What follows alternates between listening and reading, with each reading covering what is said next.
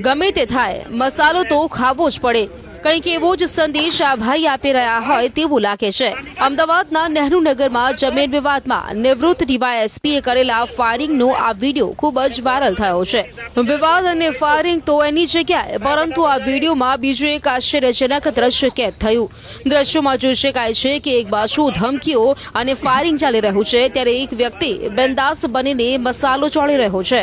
દ્રશ્યમાં જોઈ શકાય છે કે બંદૂકમાંથી ગોળીના ધડાકા થયા તો પણ આ ભાઈ મસ્ત રીતે મસાલો ઘસવામાં સહેજ પણ પાછીપાની નથી કરતા। સોશિયલ મીડિયા પર કેટલાક લોકો વિડીયોના આ ભાગને લઈને ટીખળ કરી રહ્યા છે।